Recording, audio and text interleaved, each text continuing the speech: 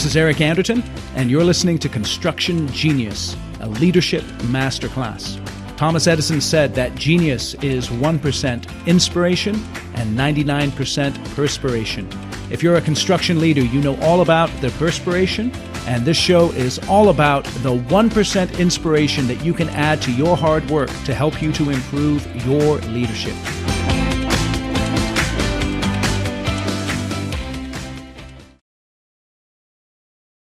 Today we're going to talk about vaccine research. Hold on. Before you shoot away, no, we're not going to be talking about the vaccine research that was done recently around COVID. Instead, we're going back into the past to 1947. Jonas Salk started working on a polio vaccine at the University of Pittsburgh School of Medicine. And while other scientists were going after a live virus vaccine, Salk focused on creating a killed virus vaccine that would be safer with fewer side effects. And at the time, polio was a significant public health concern with over 58,000 cases reported in the United States in 1952 alone that resulted in more than 3,000 deaths and 21,000 cases of paralysis. So obviously, Salk and his team understood the urgency of their mission. And they didn't mess around when it came to their research. Day after day, they spent long hours in the lab, often working late into the night, sacrificing weekends to make headway in pursuing a vaccine. They knew that every moment counted for saving lives and preventing the spread of polio. And their relentless dedication and laser focus paid off in just a few years. By 1952, Salk and his team had developed a promising killed virus vaccine that was ready for testing on human subjects. And in 1954, they launched the largest clinical trial in history involving nearly 2 million children across the United States. Now, what does that have to do with construction, you might be asking? Well, in construction, the economy is shifting and the days of easy work are gone. I'm recording this on May 9th, 2023. After the downturn of 2008 and 2009, I'm sure you guys remember that, the construction industry experienced steady growth, with the total construction spending in the United States increasing by over 50% from 2010 to 2020. This period of prosperity made it easier for companies to thrive without necessarily having to be at the top of their game. However, the construction landscape has become more competitive, and as we face new economic challenges and uncertainties, it's time to take a lesson from Jonas Salk and his urgent pursuit of the polio vaccine. You need to embrace urgency to stay ahead of the game in the current economic conditions. So we're going to take a look at urgency in your construction company in 3 areas. The first one is in the basic fundamentals of your business, which are get work, build work, and get paid. The second area is in terms of your team dynamics.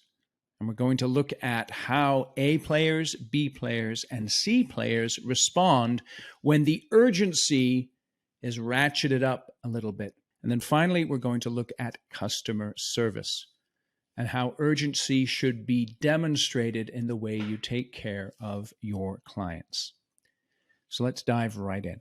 Urgency is something that you want to display in very practical ways. Urgency is that feeling that makes you act fast and effectively, cutting through obstacles and solving problems. So how do you bring urgency into your construction company, particularly when there's a sense of complacency? And just think about some of those young people in your company, folks who've, come on board with construction degrees in the last, 5 to 7 years. They've never been through tough times in terms of business. They've never been through the difficulties and the challenges of a downturn. And we know those all occur.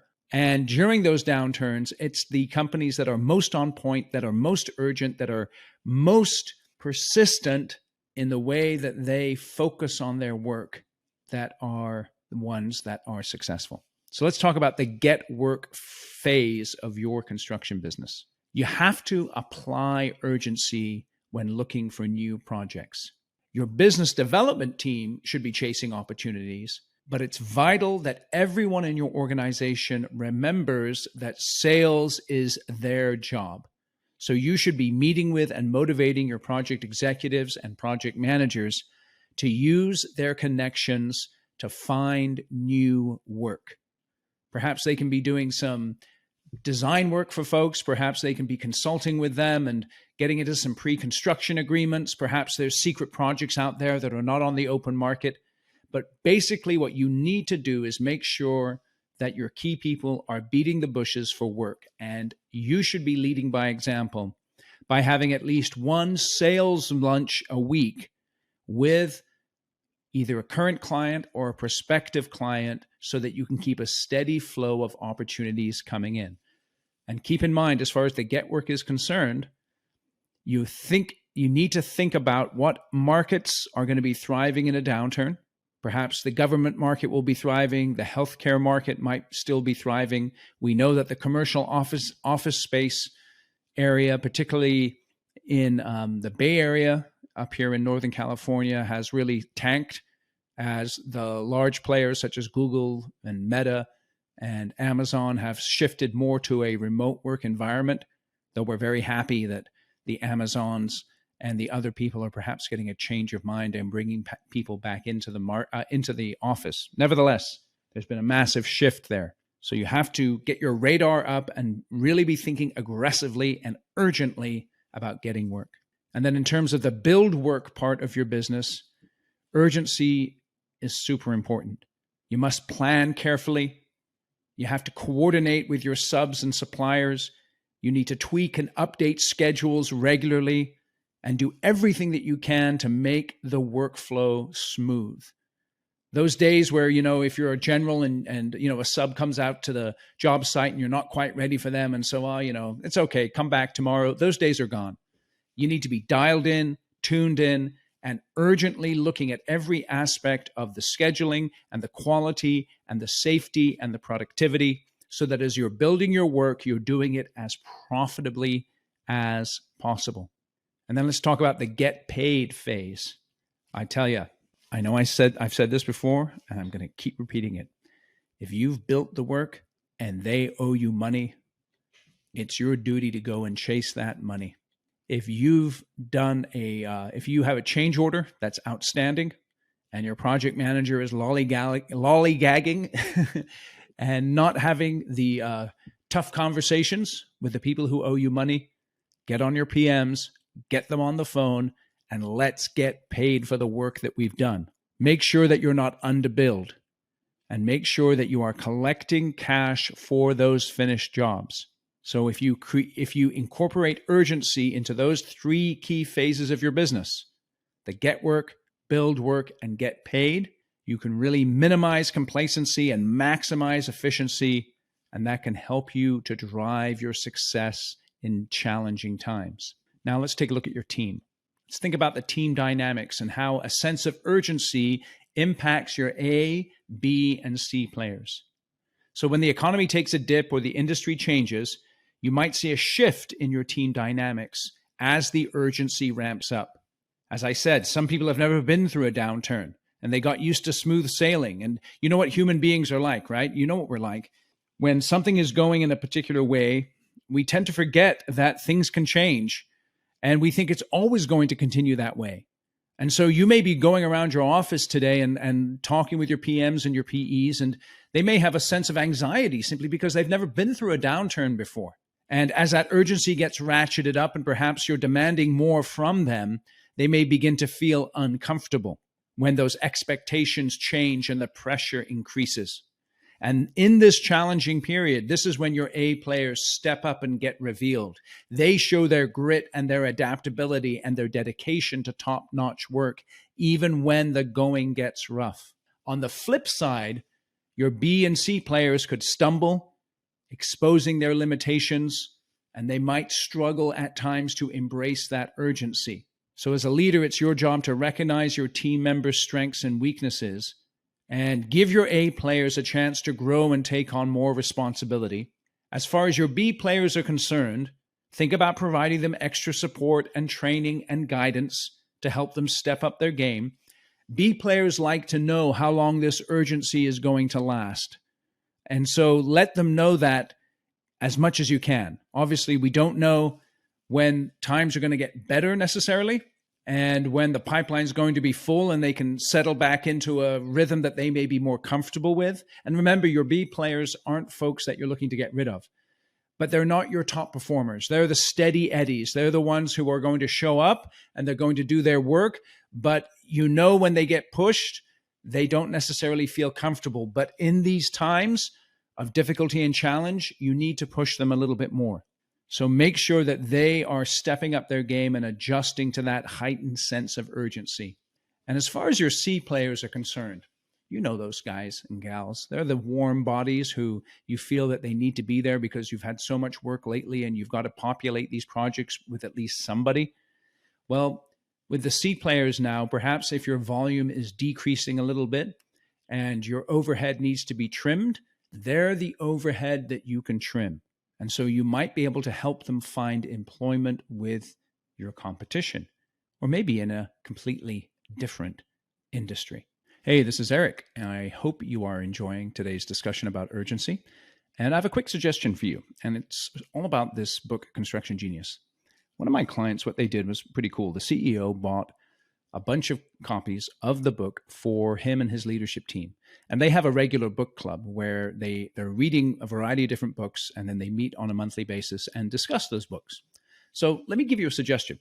He contacted me, by the way, and he said, Eric, and on our last discussion or our last book club going through Construction Genius, would you mind coming and answering any questions and, just getting to know us a little bit? And I'm like, sure, that's a great idea. And so that led me to give you this offer. So check it out. If you purchase 10 or more copies of Construction Genius, which will cost you about $200 if you get the paperback, and you send me the receipt, eric@constructiongenius.com, then you and I can schedule a 1-hour session with you and your leadership team. And during that session, we will answer any questions that your team has about the book. I'll share a special bonus training segment that's not in the book that you'll find tremendously helpful. And all of that I'll do at no charge if you purchase 10 or more copies of the book. Normally, I would charge $2,000 for an hour of my time, but you'll get it completely free as a thank you for investing in the book and investing in the leadership development of your team. Okay, so purchase those 10 copies. Email me the receipt at eric@constructiongenius.com, and we can figure out a time when we can meet with your leadership team over Zoom.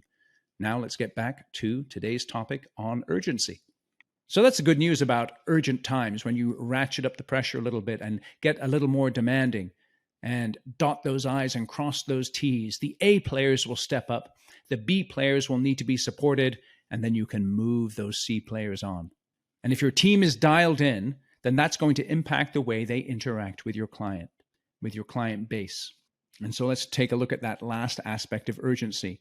And this is your secret weapon in challenging times. It's top-notch customer service. So understanding and applying urgency can boost your results and keep clients returning for more. And as you are servicing your customers, you're making sure that the current project you're working on is going as well as it possibly can, despite challenges and limitations, because it's much easier to keep a current customer than it is to find a new customer. So customer service should be your top priority. You're in it for the long haul, and you are looking to build relationships with folks who are here to stay. Long-term people playing long-term games. That's what it's all about in construction. We know construction is cyclical though, right? It has its ups and downs. 2008 happened before, and whatever happens in 2023, 24, it's not going to be exactly the same, but the next downturn is going to occur. But ultimately, construction's not going anywhere. We're human beings. We're builders. We're going to keep building. We're going to keep developing. And so if you're wise in terms of the way you're running your business, keeping a good, solid cash reserve, picking the right projects with the right clients in the right locations, making sure that your overhead is not excessive, then even when you're challenged, maybe you're not making as much money now as you were between 2000 and let's say 10 and 2022, you can still keep your business running and get ready for that next upturn. And as you're taking care of clients in the downturns, they can be then with you during the upturns. So in tough times, you might be taking on smaller projects, and that's smart, right? So that you can prove yourself perhaps to a new client that you haven't worked with before. And when the market bounces back and more big projects roll in, then you'll be the first one that they call if you've taken care of them during the tough times. So exceptional customer service and a sense of urgency will help you to build trust and form lasting connections with your clients. So stay focused on delivering that customer service even when things are rough. And let me just give you some quick examples of that. When you get an email in your inbox or a text message or a phone call, commit to responding within 24 hours. When you get a sense that the emails and the text messages aren't doing the job, then get your PM or your PX or yourself out to the job site or out to the client's office and get belly to belly with them and have the difficult conversations. When you guys screw up, raise your hand quickly and let your client know, we screwed up, it was our fault. When your client is not living up to their side of the bargain, to their part of the contract, let them know that also. Because when you do that, when you position yourself not as a desperate contractor hoping for the next project, but as a king talking to a king, as you position yourself in that way, then you'll be able to identify the types of clients who want to do business with you in that way, or the ones who are trying to take advantage of you. And you can eliminate those from your consideration. So be proactive, address concerns quickly, and go above and beyond to impress your clients with your commitment to the success of the projects that you're building. So by instilling this sense of urgency in your team, you'll be better prepared to tackle the highs and the lows of the construction world and maintain strong bonds with your clients. So let's go back to Jonas Salk and the development of the polio vaccine. He was determined. He committed long hours in the lab. He worked late into the night. He spent weekends pursuing his goal. He understood the high stakes and the importance of progressing against polio as rapidly as possible. And he pushed himself tirelessly to find a solution. And in 1955, Salk's polio vaccine was declared effective and safe 8 years after he began his research. And this monumental medical breakthrough demonstrates the impact of a team of people who are urgent and have that sense of urgency. So, as we were saying earlier, the construction industry has seen significant growth, allowing companies to succeed without being at their best. But with the new economic challenges, things have changed. So implement urgency in those 3 critical phases of your business: get work, build work, and get paid. As your team dynamic shifts, identify your A, B, and C players and provide support accordingly. And then make your clients a top priority. Insist on a sense of urgency when it comes to customer service.